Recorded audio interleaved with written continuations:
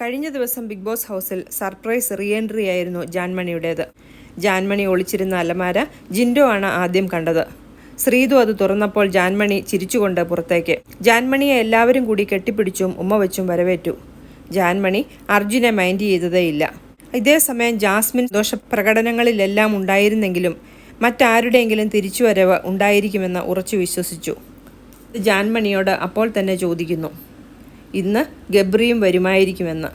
ജാൻമണി ഇതിനുത്തരം പറഞ്ഞില്ല. പക്ഷേ ജിൻഡോ പറഞ്ഞു മറ്റു മുറികളിൽ എവിടെയെങ്കിലും കാണുമായിരിക്കും. ഇത് കേട്ടത് ജാസ്മിൻ ശരം വിട്ട പോലെ ഓടി പുറത്തേക്ക്. എല്ലായിടവും തപ്പുന്നു ഗബ്രിയെ. ഇത് കണ്ട പ്രേക്ഷകർക്ക് സംശയം, ഇത് അസ്ഥിക്ക് പിടിച്ച പ്രേമം തന്നെയല്ലേ, ഇത് വെറും സൗഹൃദമല്ല എന്ന്.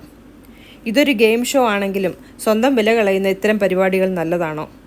ആൾക്കാരൊക്കെ ഇത് കണ്ടുകൊണ്ടിരിക്കുകയല്ലേ എന്ന്. ആരൊക്കെ എന്തൊക്കെ പറഞ്ഞാലും ജാസ്മിൻ്റെ ഊണിലും ഉറക്കത്തിലും ഗബ്രിയാണെന്ന് സാരം. ജാസ്മിൻ ഇത്ര പരവേശപ്പെടാൻ എന്തിരിക്കുന്നു? നാട്ടിൽ വേറെ കല്യാണം കഴിക്കാനിരിക്കുന്നു എന്നല്ലേ ഇവൾ പറഞ്ഞത്. എന്തായാലും ജാസ്മിൻ ഈ കളിക്കുന്നത് നാടകമോ അതോ റിയലോ എന്ന് വഴിയേ കാണാം. റീ എൻട്രി നടത്തിയ യമുനയോട് ഗബ്രിയെപ്പറ്റി ജാസ്മിൻ പറയുന്നുണ്ട്. എനിക്കിവിടെ ആരുമില്ലാതിരുന്നപ്പോൾ അവനേ ഉണ്ടായിരുന്നുള്ളൂ.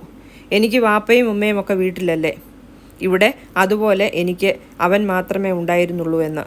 അപ്പോൾ യമുന പറഞ്ഞു മനസ്സിലാക്കാൻ ശ്രമിക്കുന്നുണ്ട്, നിങ്ങൾ ആദ്യം മുതലേ ഒറ്റയ്ക്ക് മാറിയിരുന്ന് സംസാരിക്കാനല്ലേ ശ്രമിച്ചത്, വേറെ ആരോടും അധികം കൂട്ടില്ലായിരുന്നുവല്ലോ, അതുകൊണ്ടാണ് അങ്ങനെ തോന്നുന്നത് എന്ന്.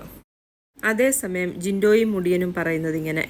അവരുടെ ഗ്രൂപ്പിൽ പറയുന്നത് മുടിയൻ ഇങ്ങനെ പറയുന്നു, അവരുടേത് സാധാരണ സ്നേഹമൊന്നുമല്ല. അപ്പോൾ ജിൻഡോ പറഞ്ഞത് അവരത് പുറത്തിറങ്ങിക്കഴിഞ്ഞ് തീരുമാനിക്കട്ടെ എന്നാണ്.